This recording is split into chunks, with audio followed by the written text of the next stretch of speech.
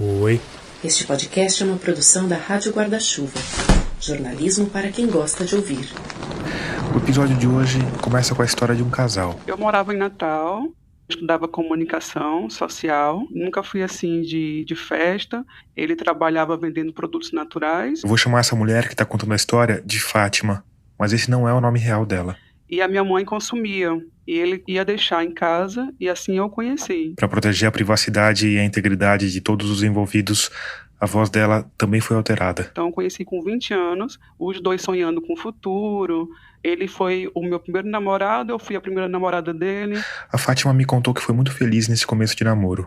Eu só percebi um ciúmes, que pra gente, socialmente falando, há 20 anos atrás, não era um alerta. Tanto que quando ele passou no concurso para trabalhar na área de informática do Exército, em Manaus, ela não só se mudou junto, como também prestou concurso e também se tornou militar. Quando eu cheguei em Manaus, eu fui trabalhar num jornal e apareceu a vaga para relações públicas e eu aproveitei e entrei também. Só que aí, em 2009, a Fátima ficou grávida.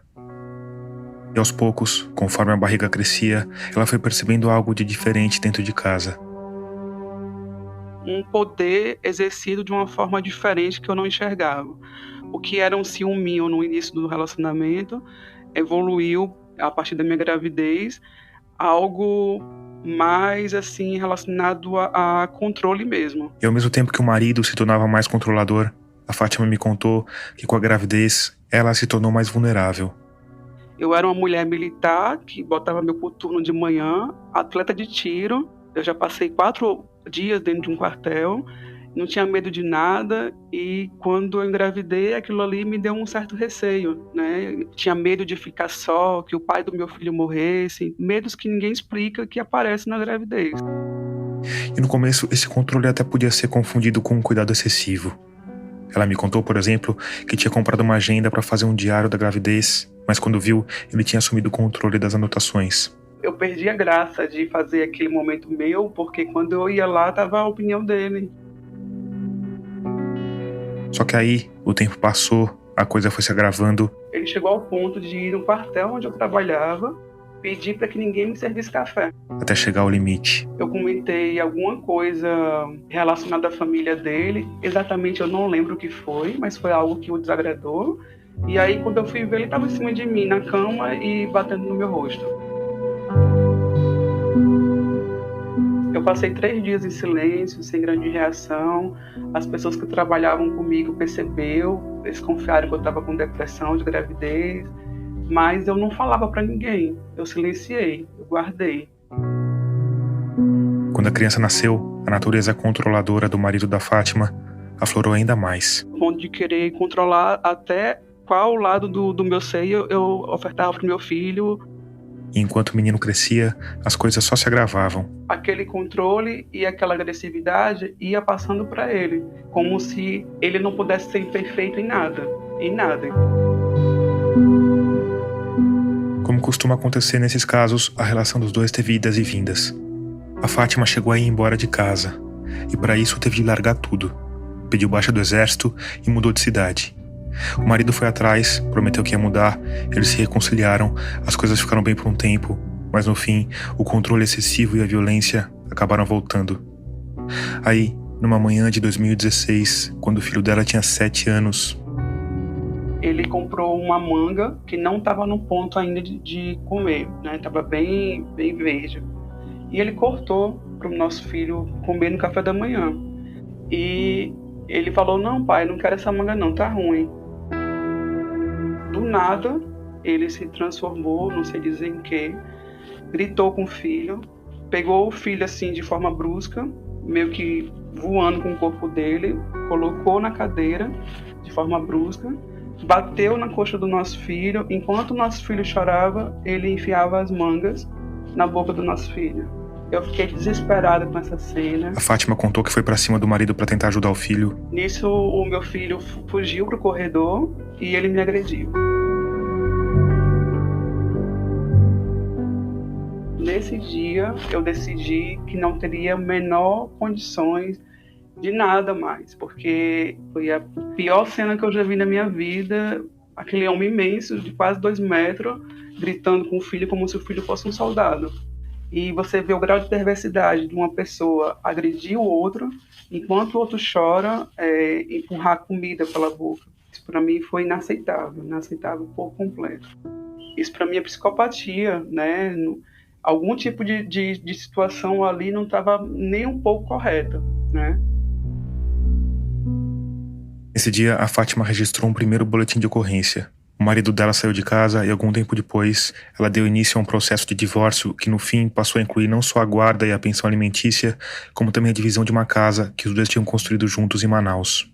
E no começo, a juíza do caso pareceu fazer tudo o que se espera de uma juíza num processo de divórcio envolvendo violência doméstica. Regulamentou a visita de forma liminar, exigindo que ele desse o endereço. Foi feito a psicossocial comigo, com o nosso filho. Mas aí, algum tempo depois, a Fátima atendeu ao telefonema de uma assistente da juíza. Ela falou que tinha uma técnica de conciliação muito importante.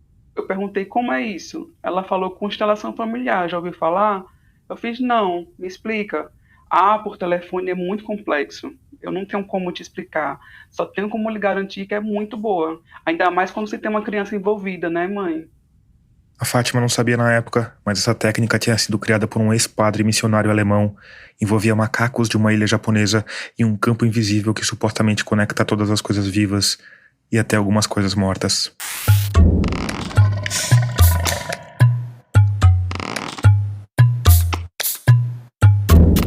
Eu sou Tomás Chiaverini e o episódio 77 de Escafandro já começou. Nele, a gente vai falar sobre campos invisíveis inexistentes, sobre cavalos necromantes e sobre como os tribunais brasileiros estão sendo invadidos pela constelação familiar.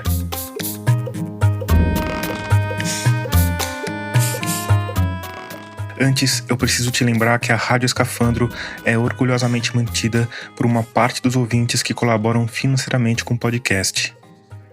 Isso é feito por meio da nossa campanha de financiamento coletivo. Com R$5 já dá para participar e você ganha acesso antecipado aos nossos episódios, consegue escutar algumas entrevistas completas e tem o seu nome registrado na grande galeria de apoiadores que fica no nosso site. Com valores mais altos, você tem direito a um livro com dedicatória ou a uma caneca customizada com um logotipo da Rádio Escafandro. Mas o mais importante é que você ajuda o podcast a continuar nos tocadores, a crescer e a melhorar, e ao mesmo tempo dar algum fôlego para o jornalismo brasileiro no momento em que a gente tanto precisa dele. Enfim, se você tiver alguma folguinha no orçamento aí, pense em se juntar aos nossos ouvintes financiadores. O caminho para isso é rápido, fácil e seguro. Só ir lá no site catarse.me/escafandro e escolher o valor com o qual você quer ou pode apoiar. Se você ficou com alguma dúvida ou quiser apoiar de outra forma, é só ir lá no nosso site radioescafandro.com, clicar na aba Apoie, que tem tudo explicadinho. No mais, se você já está entre humanos luminosos como a Alex de Souza Menezes, a Regina Ximenes, a Juliana Pieracini e a Romana Bonfim, muito obrigado por isso.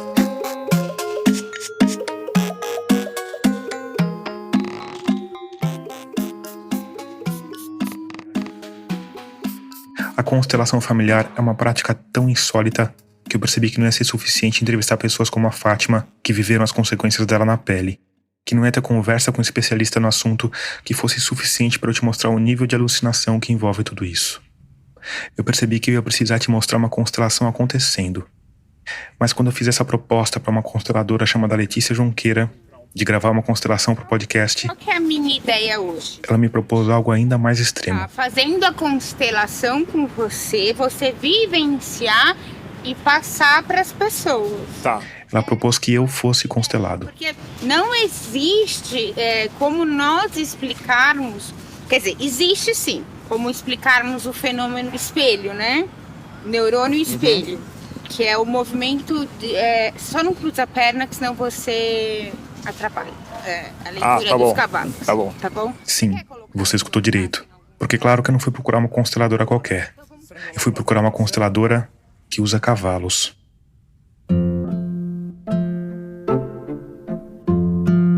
Quinta-feira, começo de agosto. Pouco depois das 10 horas de uma manhã ensolarada, eu entrei pelo portão 1 do Jockey Club de São Paulo. O espaço onde a Letícia Junqueira faz as constelações é um picadeiro pequeno, cercas brancas de madeira, o chão coberto por folhas dos eucaliptos que sombreiam o lugar. A Letícia tem os cabelos compridos platinados, usa jeans e camiseta branca justa com enfeitinhos de strass. A gente se sentou em 2 cadeiras brancas de plástico bem no meio do picadeiro. À nossa volta tinha 5 cavalos bonitos e bem cuidados, sem arreios ou selas. Então, a constelação familiar acontece devido ao movimento do neurônio espelho. Isso foi pesquisado na Universidade de Sussex, na Inglaterra, através dos macacos, que, por exemplo, sabe quando você boceja? E outra pessoa boceja também. Outra pessoa boceja também, tá? Então, as pessoas, quanto a alguns mamíferos, como cavalo, golfinho, que tem o sistema límbico desenvolvido, consegue ter esse movimento de neurônio espelho. Porém, o cavalo, ele tem a plasticidade cerebral muito mais desenvolvida que a nossa. E ele não tem julgamento. Então, ele consegue fazer uma representação do campo morfogenético mais fiel do que com as pessoas que racionalizam mais. Para ele, tanto faz se você chegou de Fusca ou de Ferrari. Posso pôr a mão neles? Pode. E esses cavalos são seus? Esses cavalos são meus. Eles são curiosos, né? São curiosos. Tanto que você está curioso, ele também está curioso. Aí eu convido você agora a estar usando mais o seu coração. Eu sei que você está fazendo uma entrevista, mas vamos deixar de racionalizar, porque ele já me avisou que você tem que abrir seu coração. Nessa hora, um dos cavalos tinha chegado devagar por trás da Letícia e tinha dado uma espécie de belisco com os beiços na orelha dela. Esse belisco que ele te deu foi um aviso. Foi um aviso. Tá bom? Que é pra você abrir o seu coração e vivenciar.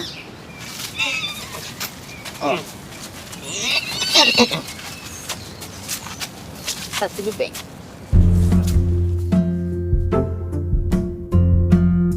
Aqui eu preciso te dizer que eu gosto de cavalos e até tenho alguma familiaridade com eles.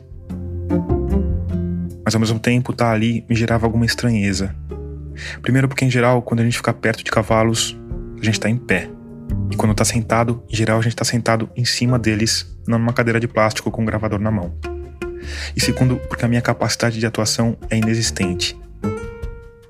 Cada vez que a Letícia falava coisas como neurônio espelho se movimentando ou campo mórfico, eu exalava ceticismo por todos os poros. E isso estava deixando ela claramente nervosa e incomodada. O que deixava os cavalos nervosos e incomodados, o que me deixava nervoso e incomodado. Se eles verem que a gente tá usando a razão, eles vão me dar tipo desse belisco.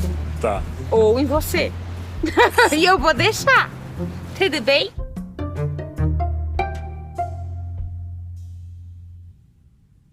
Entre 1952 e 1953, um grupo de primatologistas japoneses que estudava o comportamento de um bando de macacos da ilha de Kojima resolveu ver o que acontecia se eles começassem a fornecer alimento para os bichos. Em especial, batatas doces que eram lançadas no mar e chegavam à praia. E os pesquisadores perceberam algo interessante.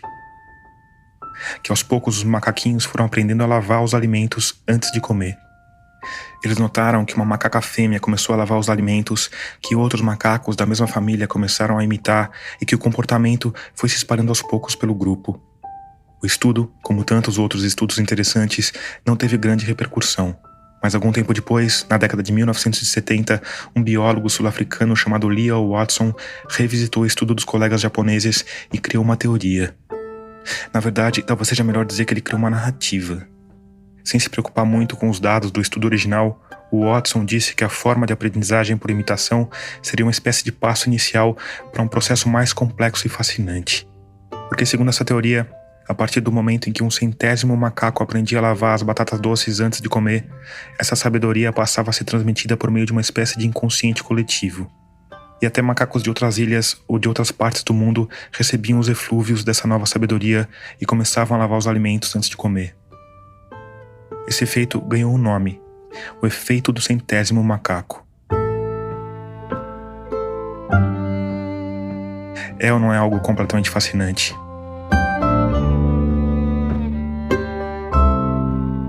A teoria do Lyle Watson ganhou força, impulsionada pelo misticismo transbordante dos anos 70.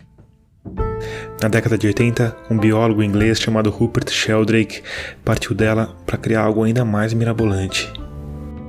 Ele criou a hipótese da ressonância mórfica. A ideia era de que o tal wireless dos macaquinhos japoneses não se restringia a eles, permeava todos os seres vivos e se estendia por todo o planeta. A migração dos pássaros e das baleias, a memória geográfica dos elefantes e até os saltos tecnológicos humanos, tudo isso seria explicado por essa rede invisível que conecta todos os seres vivos.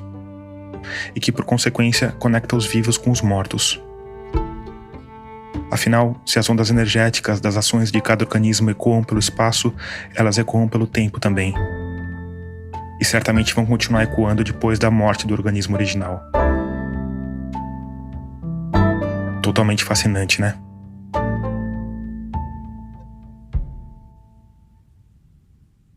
O único problema é que não tinha nada na pesquisa original que apontasse para algo desse tipo. Outros estudos até mostraram que anos depois, macacos de ilhas próximas também passaram a lavar os alimentos. Mas daí a falar que essa sabedoria teria chegado a eles por algum tipo de Wi-Fi primata é um passo e tanto. Outros cientistas até tentaram provar essa hipótese de que o comportamento muda de forma inexplicavelmente exponencial, mas nenhum estudo apontou para nada do tipo. O mais provável é que algum macaco tenha chegado na outra ilha boiando pelo mar, já que os macacos japoneses não sabem nadar. Ou seja, não existe nenhuma indicação de que macacos, ou qualquer outro ser vivo, estejam interligados por uma grande e misteriosa rede orgânica de Wi-Fi. Apesar disso, essa ideia continua a reverberar. Não por uma onda energética invisível, mas por autores de autoajuda, gurus e pseudocientistas em busca de holofotes. Até que chegou aos neurônios de um alemão chamado Bert Hellinger.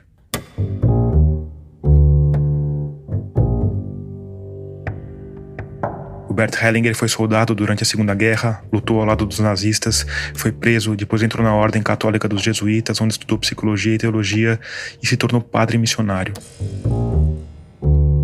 No começo da década de 1950, ele foi enviado para a África do Sul para trabalhar com o povo Zulu.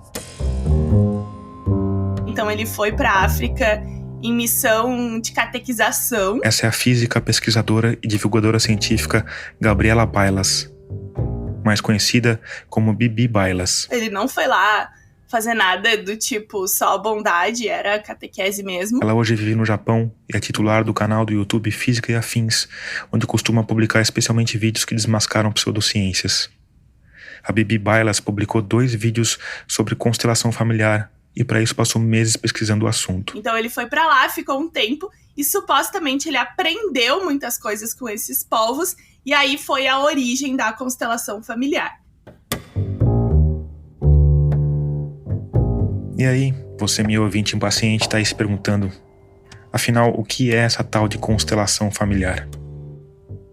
Por exemplo, tem o constelado, que é a pessoa que tem um problema, e o constelador, que é a pessoa que vai guiar aquela constelação. O que eles fazem? Uma encenação. Todo mundo que adora constelação familiar nesse momento vai dar na minha cara, porque não pode falar encenação. Eu digo um teatrinho, mas o pessoal fica muito ofendido comigo. Mas acho que esse não vai ser o maior dos seus problemas, eu desconfio. Mas, enfim. Tem um problema, sei lá, não me dou bem com a minha mãe. Aí eu vou pra essa constelação, aí algumas outras pessoas são chamadas pra representar meus familiares. Aí uma pessoa que eu nunca vi na minha vida, por exemplo, tu, que a gente tá se conhecendo aqui, vem e representa o meu pai. Outra pessoa que tá na plateia representa a minha mãe. Outra pessoa, o meu tio. E aí o constelador começa a guiar aquele momento e as pessoas supostamente começam a sentir coisas. Então, eu tô ali parada e aí, de repente, a pessoa que representa o meu pai vira de costas. Por quê? Não sei, porque a pessoa decidiu virar de costas pra mim. Aí o constelador, ele dá o quê? Uma interpretação daquele assunto. Ah, nossa, essa pessoa representa teu pai, virou de costas. Então quer dizer que tu tem algum problema com teu pai. Outra pessoa deita no chão. Eles adoram falar que tem feto abortado, né? Então, tipo, a pessoa deita no chão. Ah, tua mãe abortou uma criança. Não, mas a minha mãe nunca abortou. É que tu não sabe, é um aborto desconhecido na família. E é sempre umas coisas que ninguém tem como comprovar. Por exemplo, a tua avó tentou se matar. E geralmente é uma avó que ninguém conheceu, né? E às vezes é com bonecos, né? Em vez de pessoas. Tem essa possibilidade também, né? Ah, é. a constelação familiar com bonecos e bonecos na água também, né? Eu acho legal que você se diverte com o tema. Não, é porque Se assim, diverte.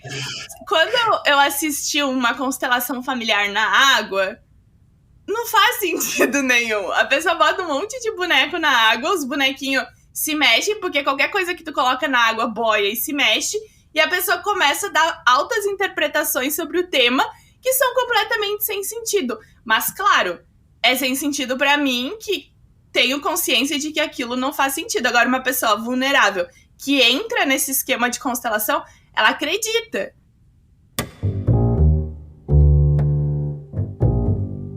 Aí, o que eles explicam sobre isso? Que é o campo morfogenético, que seria um campo que une todas as pessoas do mundo em outras gerações também. Então, vivo e morto, tá todo mundo supostamente unido. Na constelação familiar, essa rede energética invisível que o Rupert Sheldrake chamava de campo mórfico foi rebatizada de campo morfogenético. E aí, esse campo morfogenético faz com que tu sinta coisas, e essas coisas representam os problemas aí e relações da tua família. Quer dizer, o Bert Hellinger pegou a teoria dos campos mórficos do Rupert Sheldrake, bateu no liquidificador com supostas práticas ancestrais do povo Zulu e batizou essa vitamina quântica de constelação familiar.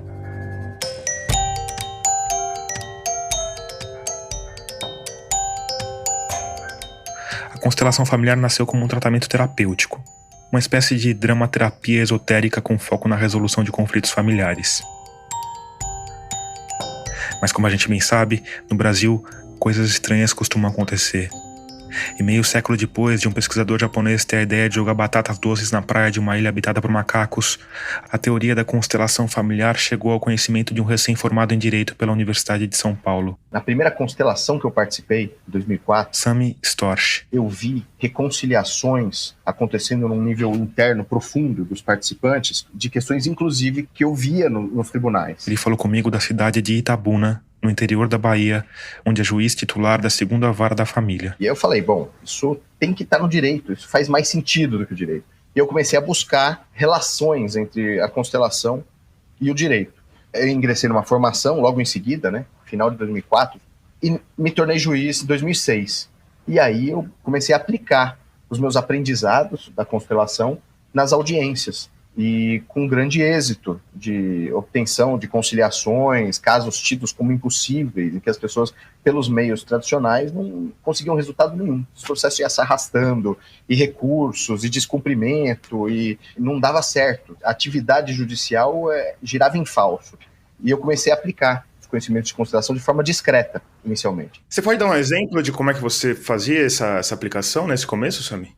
Sim, as pessoas, por exemplo, casais, né, se divorciando, questões de violência doméstica.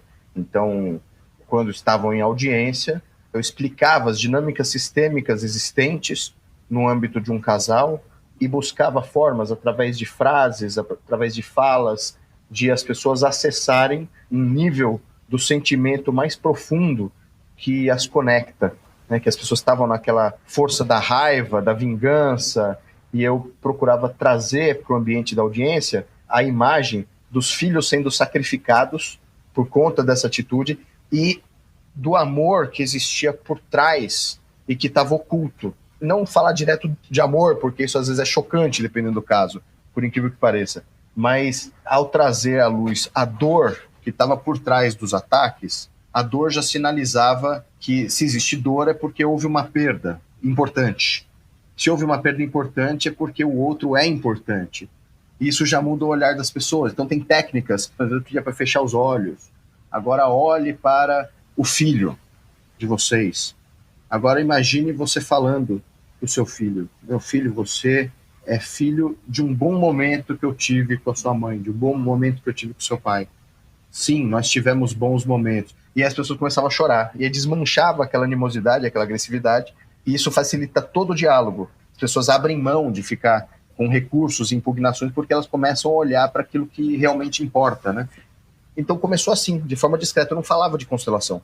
E aí, o que acontece quando o juiz resolve aplicar por conta própria métodos de pseudociência em um tribunal público? Perda do cargo, cassação na OAB, uma advertência, uma repreensão verbal pelo menos. não exatamente. Em 2012 eu senti que estava na hora de fazer uma vivência coletiva no fórum, falar de constelação, colocar representantes, fazer algo mais impactante. Eu fiz um pequeno projeto, convidei as partes envolvidas em alguns processos, algumas dezenas de processos de família, levei para o tribunal, propus, recebi aprovação também, a presidência do tribunal me deu apoio, a corregedoria, e aí fizemos experimental. Era uma cidade pequena do interior, município de Castro Alves. E foi um grande sucesso, gerou uma repercussão muito boa na comunidade. O tribunal mandou uma comissão também da presidência para acompanhar, fizeram um relatório elogioso, e aí pediram mais, né? Gerou um impacto na comunidade jurídica, no fórum, os servidores se animaram muito.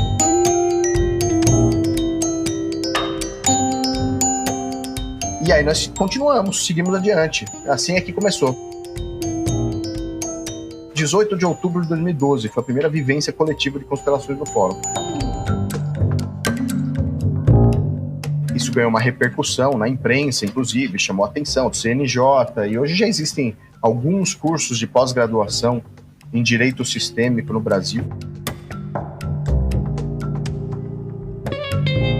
Direito sistêmico foi o nome que o Sam Storch criou para essa prática de usar as constelações familiares do Bert Hellinger nos tribunais. É um campo de estudo onde nós estudamos o direito sob a luz das constelações familiares, das ordens do amor, as leis sistêmicas que regem os relacionamentos. Uma prática que se espalhou rápido, inclusive com o aval do Conselho Nacional de Justiça, o CNJ, um órgão criado com o objetivo de acelerar os processos judiciais. Reduzir pilha no jargão do direito. Quando você vê os agentes do campo jurídico falando de constelação familiar, eles gostam de dar esse verniz científico. Esse é o Matheus França. Então dizer que tem a ver com física quântica, que tem a ver com epigenética, que são áreas muito importantes e que não tem nada a ver com isso. Isso é um dos lados da coisa. Ele é formado em Direito pela Federal do Rio Grande do Norte, tem mestrado e está fazendo doutorado em Direito na Federal do Rio Grande do Sul e é pesquisador em Sociologia do Direito. Mas um outro lado é que é muito frustrante mesmo você sair de uma faculdade de Direito e se deparar com a realidade do judiciário, isso é verdade. E aí existe esse clamor, né, por uma humanização do judiciário. E aí você junta essas duas coisas. Pessoas insatisfeitas com a prática do direito e essas pessoas também não sabem o que é ciência. E aí chega essa proposta de que existe essa explicação, existe essa técnica supostamente baseada em tais conhecimentos científicos que vão ajudar a humanizar o judiciário. Então é um apelo muito forte para essas pessoas.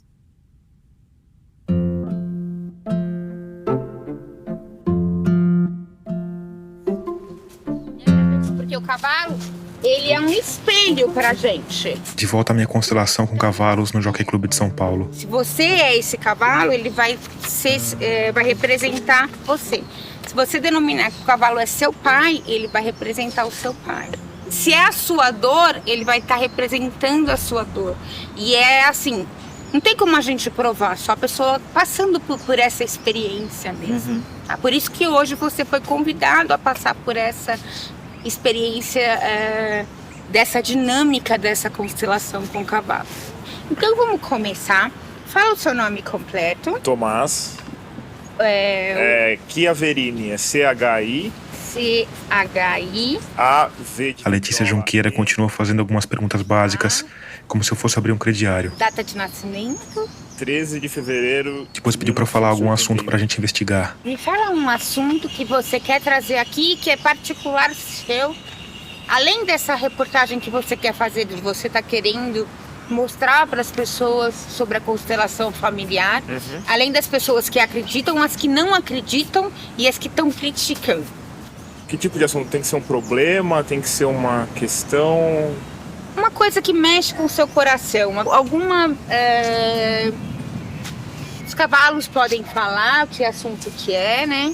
Além dessa desconfiança que você já está colocando aqui, que ele já me mostrou que é nós estamos pautando um assunto de desconfiança. Você viu que ele já me deu 2 cutucãos. Então é assim, ó, tem uma desconfiança aí. Essa pessoa que está sentada na sua frente, ela vem com uma desconfiança. Não é à toa que você está fazendo essa entrevista para mim. Então, algo gira nos seus ancestrais que você desconfia. Qual que é a sua descendência? Eu tenho 2 avós italianos, um avô espanhol e uma avó russa. Alguém foi traído? Teve que fugir da guerra? Minha avó, quando ela veio da Rússia, ela veio depois da Revolução, né? Então não era uma guerra, mas ela veio meio que como refugiada. Avó materna ou paterna? Paterna. Como é a sua relação com o seu pai? É boa, hoje é boa. Já foi complicada, mas hoje é boa. Ah, já foi complicado, tá bom. Acho que todos, né? Não sei. Preciso olhar pra você e olhar pros cavalos, tá? Aqui eu tive a impressão de que a Letícia estava usando um expediente comum aos videntes em geral, de ir coletando o máximo possível de dados e ao mesmo tempo lançando adivinhações que podem ou não colar. Isso costuma surtir um bom efeito por causa do jeito que a nossa mente funciona. Porque por mais que alguém acredite em adivinhações, quando alguma coisa do tipo se concretiza, isso causa surpresa. Afinal, os humanos não são dotados do dom da adivinhação. Esse sentimento de surpresa faz com que os acertos do vidente ganhem mais atenção do que os erros. Afinal, errar é algo que está dentro do esperado. E no fim, o saldo geral é que mesmo que um vidente erre boa parte do que ele disse, as pessoas tendem a lembrar da outra parte, da parte surpreendente. Também, como os videntes em geral, a Letícia tinha começado pelo básico. Eu já tinha ajudado dando de graça a informação de que hoje estava tudo bem na relação com meu pai. Então ela provavelmente imaginou que não fosse nada muito sério. Por isso foi no óbvio, na média. Seu pai dava muita bronca em você? Não muita, não. Mas você se sentia... Como você se sentia? Abandonado?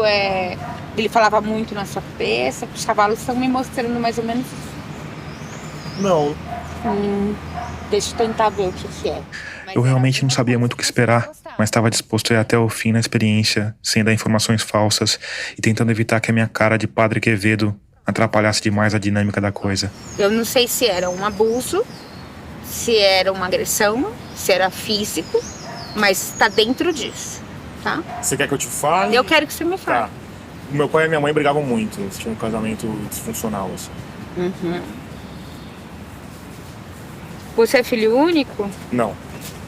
Quantos irmãos você tem? Eu tenho um irmão que cresceu comigo e eu tenho 2 irmãos por parte de pai, do primeiro casamento dele. Você é o mais velho? Do segundo casamento, sou. Você não é o mais velho, tá? Você é o quarto. Não, sou o terceiro. Terceiro? É. Aqui, a Letícia Junqueira está fazendo referência a uma das 3 regras que regem a constelação familiar e que o Bert Hellinger chamou de as ordens do amor. Então, a primeira ordem do amor seria o direito ao pertencimento. Então, toda pessoa do sistema familiar tem direito a pertencer nele, né? Isso a gente pode falar das problemáticas depois. Matheus França de volta. Tem o da hierarquia. Então, cada pessoa no sistema familiar tem a sua posição hierárquica que não deve ser desrespeitada. A coisa toda de eu ser ou não o filho mais velho tem a ver com essa ordem da hierarquia. Os filhos mais velhos vêm primeiro e têm mais importância. Assim como o primeiro casamento tem mais importância do que o segundo casamento. E o terceiro é do equilíbrio entre o dar e o receber. E caso alguma dessas leis, né, dessas ordens do amor seja desrespeitada, haverá consequências no sistema familiar. E aqui provavelmente reside o maior perigo do uso indiscriminado das constelações familiares. Porque essas 3 ordens foram criadas por um padre alemão catequizador, nascido em 1925. E toda a ideologia da constelação familiar foi construída em cima da visão de mundo desse homem. Existem discursos de consteladores que reverberam do próprio Bert Hellinger, né, de que a homossexualidade, por exemplo, ela é um problema, uma patologia provocada pela desobediência das ordens do amor. Então, um homem gay, por exemplo, seria um homem que está tentando substituir uma mulher que foi excluída do sistema familiar e que, portanto, isso poderia ser curado por uma constelação familiar. Então você vê que eles, com base nisso, eles conseguem prometer a cura de qualquer coisa. E aqui a gente chega à questão central do episódio. Porque se você quer acreditar que os cavalos se comunicam com a sua vozinha morta, ou que bonequinhos boiando numa banheira dizem alguma coisa sobre a sua relação com seu namorado, ninguém tem nada com isso. Agora, quando as tais ordens do amor são levadas para dentro dos tribunais, a coisa fica um tanto mais complicada. Se fosse só um método ineficaz, vá lá, né? Mas é um método, além de tudo, muito perigoso. O Matheus França me explicou por quê, começando pela primeira ordem do amor. O direito ao pertencimento. Na prática é o seguinte, uma pessoa que foi violenta, ela tem direito ao pertencimento. Então está errado você excluir essa pessoa do convívio familiar, essa pessoa violenta. Ela tem o direito de permanecer ali, na mesma posição hierárquica. Caso contrário, essa ordem vai estar sendo violada e a gente vai ter problemas, né? A família vai ser punida, digamos assim, por essa alma familiar, fazendo que o problema se reproduza. Um exemplo que é muito dado olha, como é que você explicaria um antepassado, vamos dizer, um avô que foi violento com a esposa, aí a esposa deixou ele por causa disso, e quando vai ver ela vai ter um neto que é violento também. Eles falam que isso é o sistema familiar, né, repondo aquele antepassado que foi excluído. Eu acho até engraçado que eles ignoram toda a literatura sobre violência que existe, né, em ciências sociais, em ciências criminais, enfim, para encontrar essa explicação mágica. Aí tem a segunda ordem, da hierarquia. Eles veem a hierarquia de várias formas, né? Tem essa forma mais conservadora que a gente consegue imaginar quando se fala em hierarquia familiar. Então existe o patriarca, que seria o superior hierarquicamente, vem a mãe e os filhos depois. Além de todos os problemas óbvios de engessar as famílias no esquema patriarcal, que está em plena crise planetária, a ordem da hierarquia também é questionável por fatores mais imprevisíveis. Quer um exemplo? Adoção. Eles dizem que os que vieram antes têm uma superioridade hierárquica em relação aos que vieram depois. Então, nesse sentido, eu já vi afirmações, inclusive de juízes, dizendo que os pais adotivos eles não devem se apresentar como pais, né, como pai e mãe daquela criança. Eles têm que o tempo inteiro falar, eles têm que reforçar para a criança: olha, nós não somos seu pai e sua mãe, você tem o seu pai e sua mãe, você tem que respeitar eles mais do que a mim. Eu estou aqui para fazer um papel que o seu pai e a sua mãe não puderam fazer. Então é como uma reafirmação de que, na verdade, uma família adotiva é menos do que uma família biológica. E por fim, tem a ordem que parece mais tranquilinha, do equilíbrio entre o dar e receber, mas que também pode ser bem perigosa. O Bert Hellinger tanto escreveu quanto falou sobre isso. Ele diz que, por exemplo, se o pai trabalha e a mãe não trabalha, você não pode esperar que o pai cuide das crianças. Por essa questão do equilíbrio entre o dar e o receber.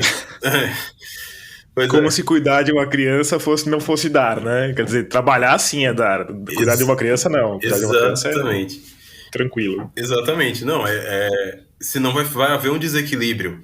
Outra coisa que ele diz é que, por exemplo, não se pode esperar que um padrasto cuide do enteado ou da enteada, porque isso também é um desequilíbrio entre o dar e o receber. Não é responsabilidade dele cuidar do enteado ou da enteada. É quando ele chega às afirmações mais horripilantes, né? Tanto de seus escritos quanto de seus vídeos, que é quando ele fala do que ele chama de incesto. Que, enfim, a gente está falando aqui de estupro de vulnerável, em especial de crianças, né? Então a gente está falando de abuso sexual de crianças. Em que ele diz que, por exemplo, se um padrasto tem que cuidar da enteada, ele está dando e não está recebendo. E ele vai querer receber uma coisa em troca, e é natural que essa coisa em troca seja uma relação sexual, um abuso sexual da criança. E aqui você pode achar que o Matheus está exagerando, tirando as coisas de contexto. Eu pelo menos achei isso. Então eu resolvi ler o que o Bert Hellinger escreveu. Eu achei vários trechos sobre abuso sexual que o Hellinger prefere chamar de incesto. Mas eu separei um em especial do livro A Simetria Oculta do Amor. Esse trecho é a transcrição de uma conversa do Hellinger com uma terceira pessoa. O Hellinger está falando justamente sobre o que ele chama de incesto, no caso, entre padrastos e afilhados, o que para o direito moderno é estupro de vulnerável. O desequilíbrio entre o dar e o receber desenvolve-se quando o homem dá mais e a mulher recebe mais. Em semelhante situação, a mulher poderia restaurar o equilíbrio se mostrasse gratidão autêntica para com o novo marido. Sim, é verdade que você dá e eu recebo, mas eu valorizo imensamente o que você faz. Desse modo, a restauração do equilíbrio não exigiria que se descesse a um nível tão destrutivo. No entanto, havendo um déficit adicional na troca entre os parceiros, por exemplo na sua sexualidade ou necessidades emocionais, um desequilíbrio se instaura no sistema inteiro. A mulher tenta compensar o déficit sexual em situações desse tipo, oferecendo a filha ao novo marido, trabalhe com famílias em que a mãe chegou a fazê-lo conscientemente, ou abandonando-a em suas mãos de modo tal que ele é virtualmente levado a manter uma relação compensatória com ela. Tratei de umas poucas famílias em que a própria filha se ofereceu ao pai ou ao padrasto para ajudar a mãe, ou impedir que ele fosse embora. Uma forma menos comum de incesto envolve o menino que procura restabelecer o equilíbrio familiar. Aí o interlocutor do Hellinger responde: tudo em mim resiste à ideia de condenar a mãe. O Hellinger retruca: e isso é tão verdadeiro quanto você se interessar mais por seus ideais do que pelas pessoas envolvidas. O que o senhor está procurando é alguém para condenar. Mas eu não quero condenar ninguém. Quero uma solução. E para achá-la, tenho de observar as pessoas numa situação concreta, compreender a dinâmica da família. Esse livro foi lançado no Brasil pela editora Cultrix. Tem 5 estrelas na Amazon e mais de 390 avaliações.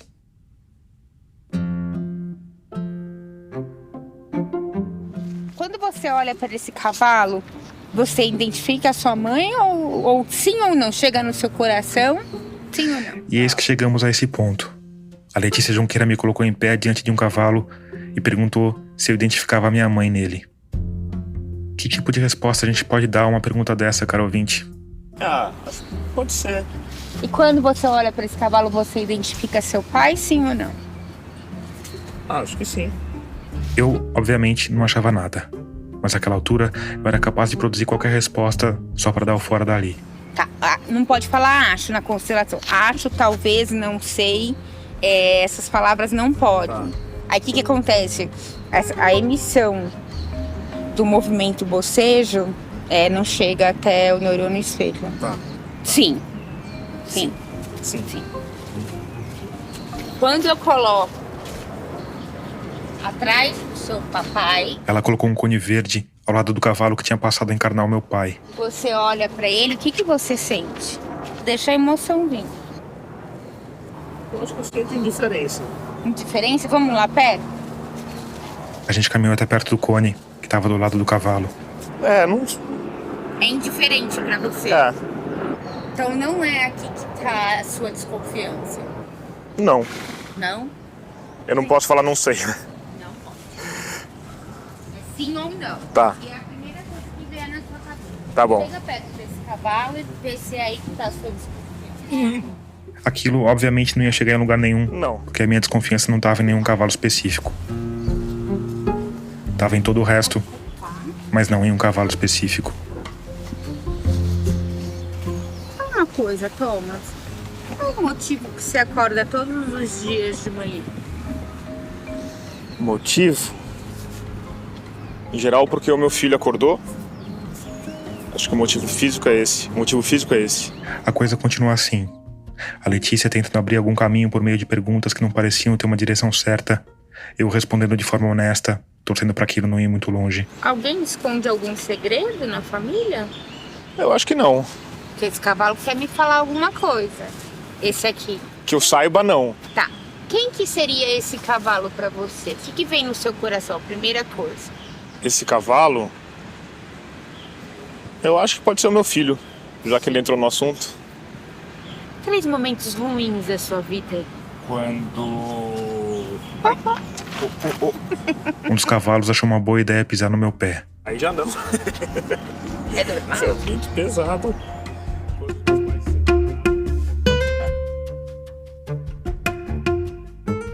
Existe muito um discurso de que é o melhor a se fazer. Matheus França de volta. Eu já tive acesso a alguns convites enviados, para a constelação familiar, e o próprio juiz que assina coloca no convite que é a melhor coisa para a criança. Então imagine, você está numa disputa de guarda, você vai querer contrariar o juiz que está dizendo que a constelação familiar é a melhor coisa para aquela criança, né? Então já entra num problema que não é tão comum na mediação, por exemplo. É mais fácil você recusar uma mediação. E tem a outra questão que a ideia da mediação, da negociação, enfim, é que as partes vão lá expor suas demandas, né? Enfim, a sua posição, e vai se tentar chegar a um consenso sem precisar judicializar a questão no fim das contas. Mas o discurso da constelação familiar é que aquilo que está sendo exposto, aquilo que está sendo visto na constelação é a verdade. Não existe essa questão de é a demanda de uma pessoa contra a demanda de outra. É eles apresentarem uma solução que veio desse campo invisível.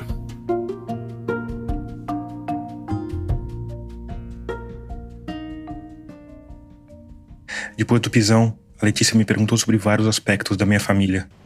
Mas no fim, ela acabou voltando pro meu pai e pra minha mãe. Eu Não fico mais Não fico mais no meio das discussões de vocês dois. Eu vim através de vocês, mas eu não sou mais a dúvida se é verdade ou se é verdade ou não que eu sou. Aqui eu imagino que você tenha se perdido, cara ouvinte. Eu me perdi. E se fosse apostar, diria que a Letícia também se perdeu. Bem-vindo. Agora você consegue olhar para o seu pai e entender que ele também é humano? Vamos ver como que ele reage. O cavalo que era meu pai não reagiu. Continuou pastando de boa. Poxa vida. Seu pai só estava tentando ser um pai como você é pro seu filho. Que lindo. Que lindo, Thomas. Dá um abraço no seu pai. Diante da impossibilidade de abraçar um cavalo, eu considerei que ela estava falando no sentido figurado e continuei parado em pé, empunhando o gravador. Você é capaz de receber do seu pai o que ele tem pra te dar? Torcendo pra gente estar chegando no final. Fala pro seu pai. Pai, E aí, Gratidão pela vida. gratidão pela vida. a coisa começou a ficar estranha. Hoje eu ressignifico Quer dizer, a nossa relação. mais estranha. relação. Eu não quero mais Eu não quero mais salvar a mamãe. salvar a mamãe. Eu tomo você Eu tomo você e a masculinidade e a masculinidade pra mim. pra mim. Eu deixo Eu deixo as expectativas as expectativas de você ser um bom marido de você ser um bom marido para a mamãe. para a mamãe. Eu ressignifico Ressignifico você sendo somente você sendo somente o meu grande pai. o meu grande pai. Gratidão. Gratidão. Você tinha parado para pensar que você olhava para o seu pai com os olhos da sua mãe? Não? Olha aqui para sua mãe. Não. Tá fugindo de mim. O cavalo fez o que eu queria fazer, virou as costas e saiu andando pra pastar bem longe daquela conversa bizarra. Foi lá pra longe. Você vê que ela não é uma vítima? Mas ela se faz vítima? Aqui eu acho importante deixar claro que eu dei só 2 informações sobre o meu pai e a minha mãe. Que eles brigavam muito e que meu pai já tinha se casado antes. Mas a Letícia tirou da cabeça dela, ou se você for adepto das constelações, do campo morfogenético expresso nos cavalos, que a minha mãe se fazia de vítima. Olha pra ela, fala, mamãe, por favor, me libera Mamãe, por favor, me libera para eu ir pro meu pai. para eu ir pro meu pai. Eu sou o primeiro filho Eu sou o primeiro filho. do segundo sistema. Hierarquia, lembra? A sua dor A sua dor é que você é a segunda. Nessa hora eu tive de juntar todas as minhas forças pra não virar as costas e ir embora. Porque como é que ela caminhava num terreno perigoso desses sem se preocupar com as consequências? Pensa nisso, meu pai podia ter assassinado a minha mãe na minha frente e a Letícia ia estar ali, repetindo aquela ladainha machista, mais velha e podre do que um naco de carne enlatada do exército nazista. Mas ela não estava preocupada com isso. Pelo contrário, nessa altura, ela aparentemente achou que tinha encontrado um caminho e estava bem mais tranquila do que no começo da nossa conversa. Olha como acaba as suas dúvidas. Parecia que você estava no meio de uma conspiração, né? Agora tá tranquila, acabou. Porque essas dúvidas não são suas. Tava ali, Ela apontou pro cavalo que representava minha mãe. tá ali. na minha mãe. Quando ela decidiu casar com seu pai, mesmo seu pai se separando da primeira esposa, foi uma escolha dela ser a segunda, não sua. Porque o que acontece com o homem quando tem muitas brigas? Ele acha que ele tem que salvar a mulher. E você achava que você tinha que salvar a sua mãe, o seu pai. Aí você colocava o seu pai num lugar de tirano. E ele não é nenhum tirano. Ali, ó, Ela apontou de novo pro cavalo que simbolizava minha mãe. as vítimas são os piores tiranos que existem. Tá? E ela As não- vítimas? As vítimas.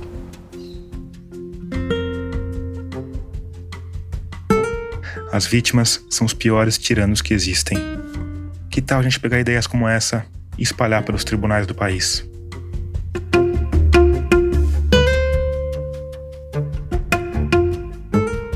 E aí, quais são os casos onde é mais comum a aplicação da constelação familiar no direito? Normalmente em varas de família, né? Então, divórcio, disputa de guarda, às vezes casos de pensão, mas também tem sido levado, e eu acho que inclusive eu já acho bem preocupante nas varas de família, mas mais preocupante ainda é que tem sido levado para casos de Lei Maria da Penha, enfim, para casos de violência doméstica, o que torna a dimensão, né, do problema ainda maior, né? E aí, como é que isso se desenrola num caso judicial de fato, né? Vamos supor que tem um caso de agressão contra a mulher, por exemplo. Uhum. Existe um boletim de ocorrência, um inquérito e um processo aberto. Isso. Daí o juiz vai propor: vamos fazer uma constelação familiar, é isso? Isso. A investigação criminal não é suspensa pela constelação familiar, né? Ainda bem. Pelo menos isso. Mas eles inclusive falam isso, né? Eles dizem, para se defender, eles dizem que não querem absolver ninguém. Mas a justificativa deles é que isso fará bem para a vítima, que a vítima vai ter mais tranquilidade, ela vai tirar esse peso das suas costas. Mas na prática o que acontece é uma revitimização, né? A gente está colocando a vítima para reviver aquela violência e ainda colocando aquela violência como algo que não foi responsabilidade do agressor.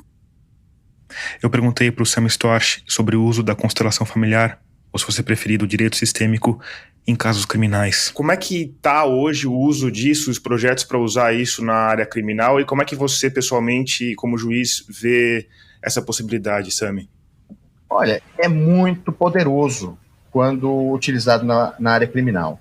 A área criminal é uma em que a sociedade ainda está batendo cabeça. E a constelação familiar, ela promove, você olha para esse labirinto que as pessoas estão, e é possível olhar de cima, saber por que as pessoas estão batendo a cabeça, que muros são esses, que caminhos são esses sem saída que as pessoas têm enfrentado, e qual é o caminho para que elas possam transpor as barreiras e encontrar uma pacificação. Nós olhamos para a alma das pessoas envolvidas. Quais são as dinâmicas inconscientes que fazem com que alguém se envolva reiteradamente em situações violentas? E, ao mesmo tempo, o que faz com que uma pessoa se encontre com um agressor? O que está por trás das dinâmicas da própria vítima?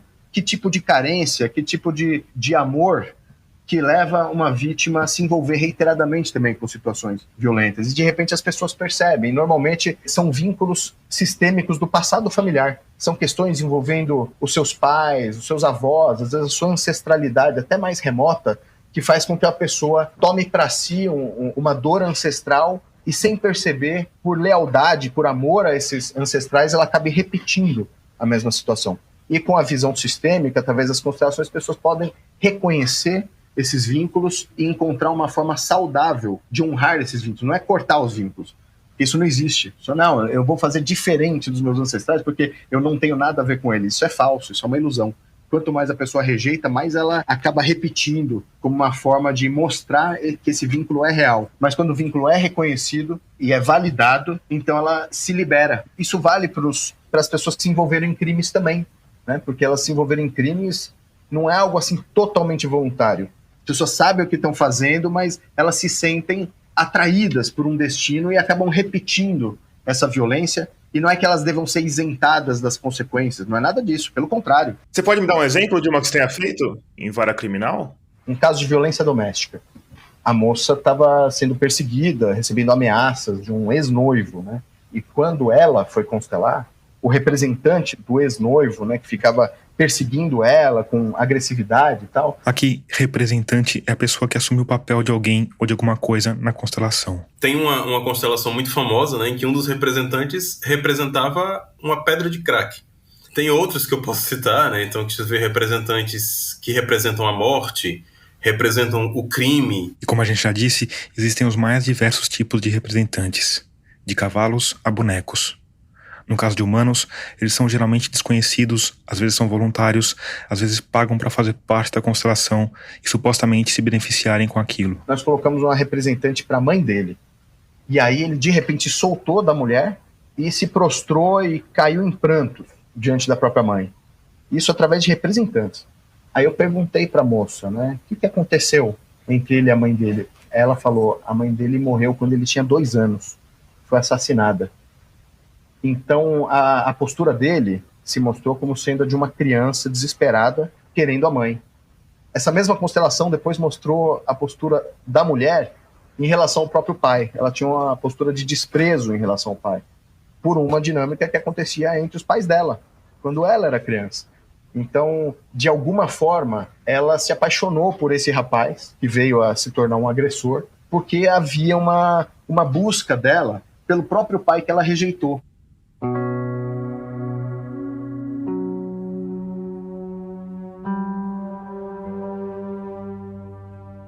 Em 2017, a Fátima não estranhou quando uma assistente da juíza que estava à frente do processo de divórcio dela ligou oferecendo a tal constelação familiar.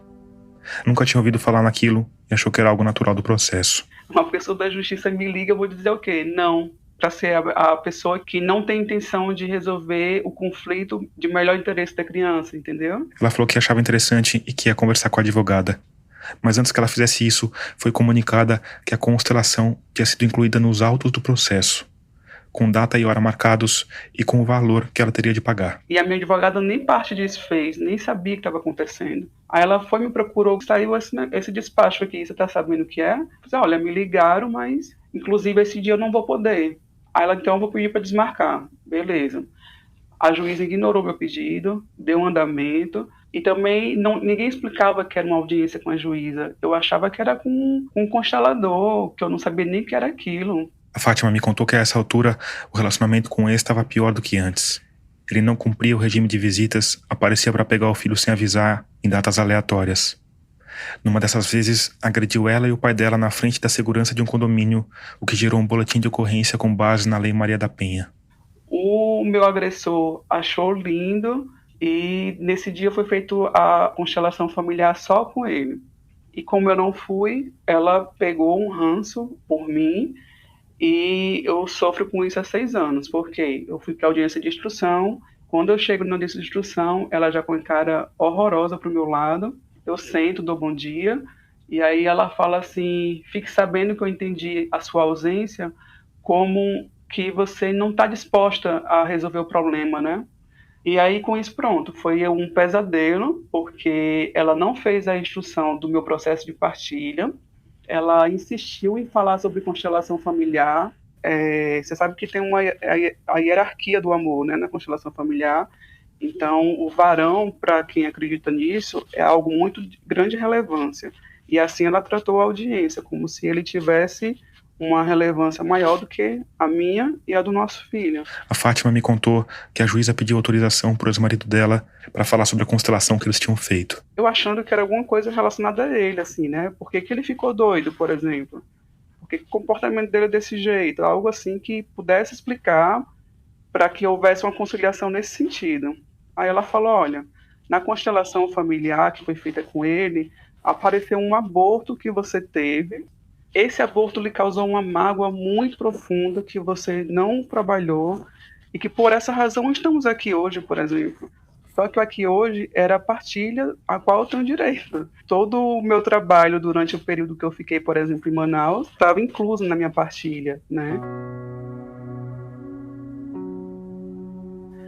E a minha advogada ali paralisada, totalmente sem ação, porque acho que poucos advogados são preparados para lidar com essa informação. E aí eu tive que me virar sozinha praticamente, né? Fui tentando ouvir, até o ponto que eu cheguei e falei para ela, olha, excelência, meu aborto não foi cometido por mim, sendo assim não é uma questão legal para ser tratada dentro do judiciário. A senhora pediu autorização para ele, não para mim, para tratar da minha dor, sendo assim eu não lhe autorizo. Só que ela não tem limite, assim, ela não aceita, né? Ela acha que a condição dela, o poder dela dá direitos para interferir até na dor da pessoa. E com isso ela não parou mais. Olha, se até a princesa Diana superou o fim de relacionamento, por que você não supera? Eu digo, nossa, meu Deus. Olha, depois seu filho vai se matar e você vai chorar para quem, viu? A culpa vai ser sua.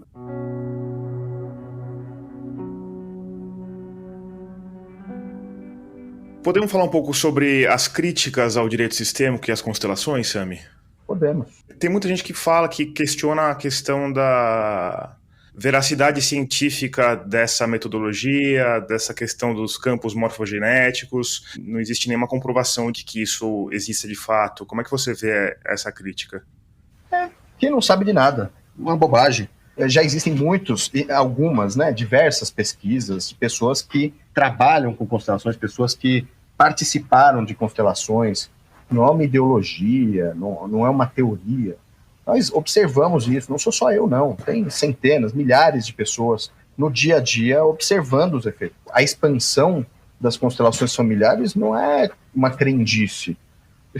Isso aí chega a ser ridículo, né? Às vezes tem pessoas que se dizem cientistas, questionando a base científica, mas essas pessoas não participam de uma constelação.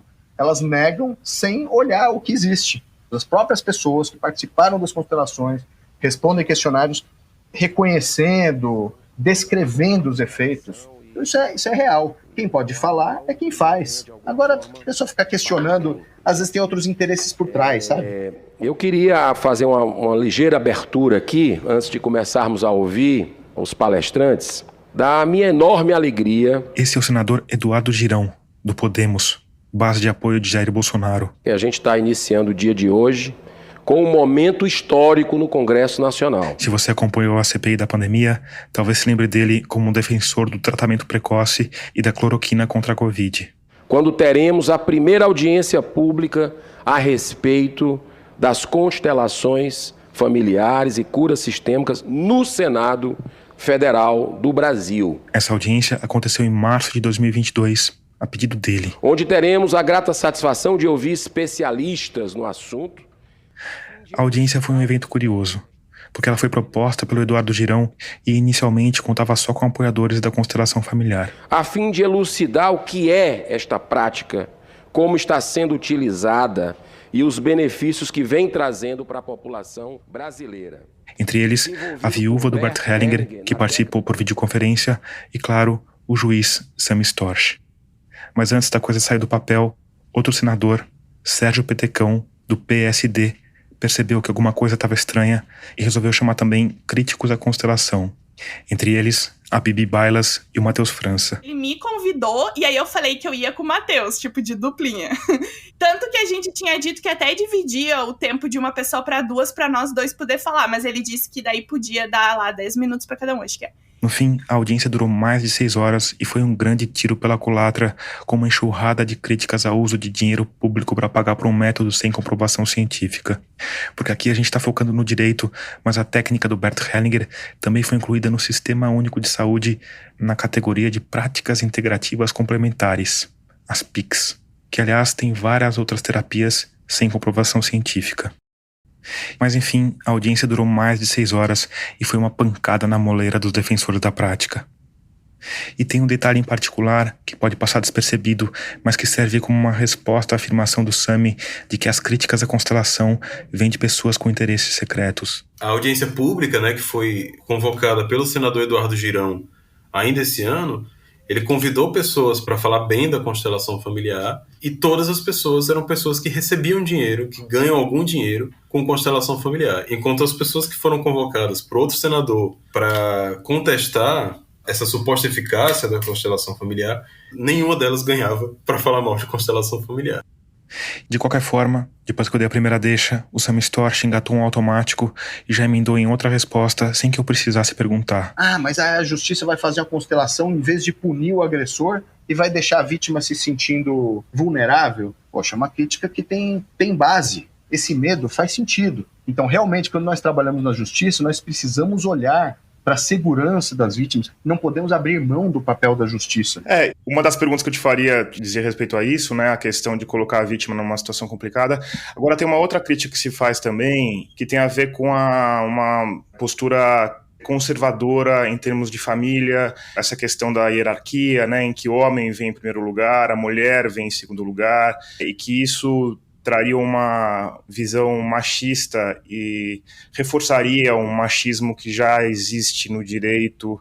Como é que você vê essa crítica em particular, Sami? Para mim, é uma falácia. Eu não digo que o homem vem em primeiro lugar e a mulher vem em segundo lugar. No direito, nós não devemos ter dogmas. O Bert Hellinger, eu vejo uma grande sabedoria nas coisas que ele fala, mas eu não repito simplesmente como um dogma. Então não se trata de uma ideologia, de uma teoria, é fenomenológico. O que resolve este caso? O que vai pacificar essa relação para onde eu estou olhando agora? O que eu quero resolver? Aqui, o Sami está tangenciando um ponto que merece uma atenção especial. Porque nos relatos de constelação no judiciário, é muito comum aparecer essa ideia de resolver os problemas de uma família. Só que esse não é exatamente o papel do judiciário. O papel do judiciário é resolver a questão pontual para a qual ele foi acionado. Tem uma reportagem do G1, por exemplo, que conta a história de um casal que foi à justiça simplesmente para dissolver uma união estável. Depois de uma constelação familiar, eles saíram de lá casados. Porque afinal, para a constelação, o campo morfogenético sabe mais sobre o que é melhor para aquele casal do que o próprio casal. Também sabe mais do que o juiz e sabe mais até do que o constelador. O que vale não é o que o constelador fala. O que vale é o que o campo mostra. É o que as próprias pessoas envolvidas demonstram. Então é parar para observar mesmo o que realmente é, porque a maioria dessas críticas elas são falaciosas, elas mostram um desconhecimento. No fim da minha conversa com o Sami Storch, eu fiz o que eu faço no fim de todas as minhas entrevistas. Perguntei se ele queria acrescentar alguma coisa. Olha, eu acho importante que se priorize uma boa capacitação dos profissionais, né? Eu estou à disposição, tenho curso online, tenho treinamento e coordeno a pós-graduação da Hellinger Schule no Brasil, né, da Escola Hellinger da Alemanha, em Direito Sistêmico. Mas existem outras escolas sérias também.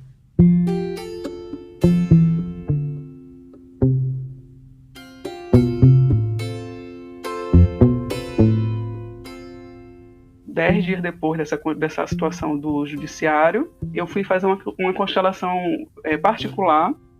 Você acreditava nisso? Eu não acreditava, mas eu estava em busca de informações. Eu comparo com uma pessoa que foi na cartomante. Eu acho que foi assim minha vivência. Mas eu queria uma resposta, entendeu? A vulnerabilidade da gente que está numa situação dessa é tão grande que uma juíza se colocando dessa forma, demonstrando ira, lhe colocando como errada, faz com que você reflita. Quando a Fátima foi procurar uma consteladora para tentar entender o que tinha acontecido no tribunal, ela acabou no consultório de uma psicóloga. Que antigamente era coach. Ela é a formadora de elementos. Os elementos são pessoas de corpo e alma, né? Que se propunham a fazer parte. Eu fui ser constelada, paguei R$350. Os elementos pagaram R$100 cada um. Ah, todo mundo paga então, mas aquelas pessoas estão querendo resolver alguma coisa também? Sim, a constelação para eles é tão poderosa que mexe até com minha família que está em casa. A Fátima me contou que a sessão aconteceu numa sala bem decorada, de paredes azuis com direito a borboletas, cristais e incenso. Ali no meio tinha uma roda de cadeiras com mais ou menos 25 pessoas. E as pessoas não eram pessoas ignorantes no sentido assim de condição de acesso à educação. A maioria era advogados, psicólogos, professores universitários. E aí? Escolha quem vai ser seu pai. Aí eu olho pro Joãozinho sentado, puxo ele. Escolhe quem vai ser sua mãe. E ela vai formando o campo. Igual quando a cartomante coloca as cartinhas, né? Ela pede para você colocar o seu pai, a sua mãe, o seu ex-marido, justamente para ver se você está desregulado. Então o pai tem que estar do lado direito, se eu não me engano, a mãe do lado esquerdo, os filhos atrás, e assim vai indo. E aí depois que você colocou essas pessoas, as outras pessoas saem da sala ou continuam ali? Não, ficam lá, se emocionando, chorando, porque a minha dor é a dor de alguém lá de dentro também. No fim, a segunda constelação deu um resultado completamente diferente da constelação feita no tribunal pelo ex-marido da Fátima. Ela falou que existia um problema. Primeiro, eu herdei o problema no relacionamento da minha avó, porque minha avó se separou, então eu sou ligada a essa dor dela do passado. Depois, eles disseram que existia um segredo entre meu pai e minha mãe, mas que era muito duro, que eu não podia saber, jamais.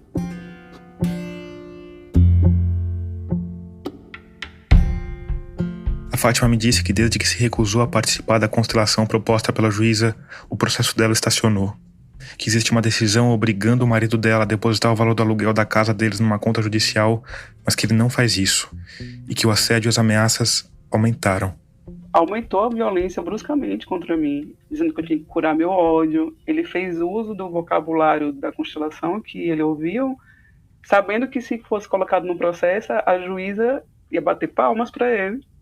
Meu filho sofreu agressão nessas visitas, como eu lhe falei, o contexto é de agressão. Não há decisão nenhuma em relação à proteção do meu filho. Ele cumpre quando bem entender, daquela forma que começou. Ele recebeu um aval da justiça para ser o macho alfa, né?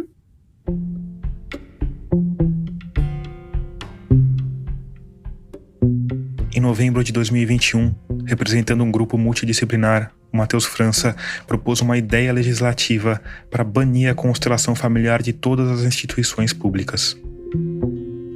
Isso foi feito por meio do E-Cidadania, um sistema que permite que qualquer cidadão proponha uma lei.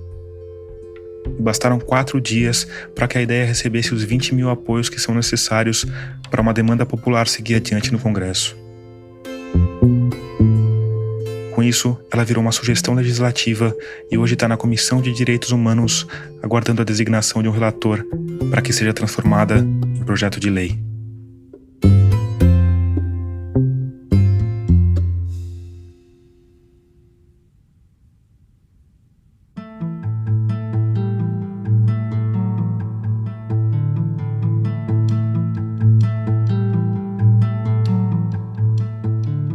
Antes de terminar, eu quero dar uma dica especial para você que ficou querendo se aprofundar ainda mais no tema das constelações familiares. É que o podcast Ciência Suja, nosso parceiro de Rádio Guarda-Chuva, também fez um episódio sobre o assunto. Procura lá pelo 4º MesaCast deles, que você vai ouvir os advogados Matheus França e Marina Guagliarello e o jornalista Carlos Orsi dando uma aula sobre o assunto.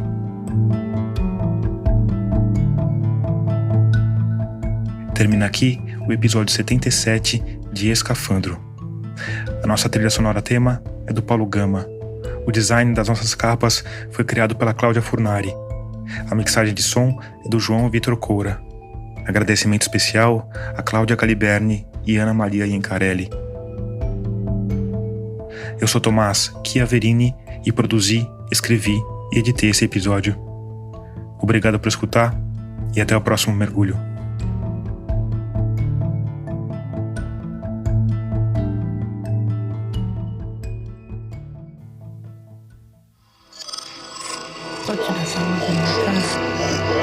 Esse podcast é apresentado por b9.com.br.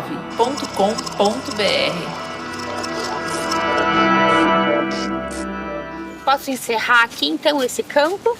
Porque todo campo tem que ser finalizado, tá? Então, eu agradeço ao espírito da manada, aos mestres cavalos, ao universo, à Gaia. E eu encerro este campo. Gratidão, gratidão, gratidão. Agora eles podem sair do campo. E você também. Agora eles são cavalinhos.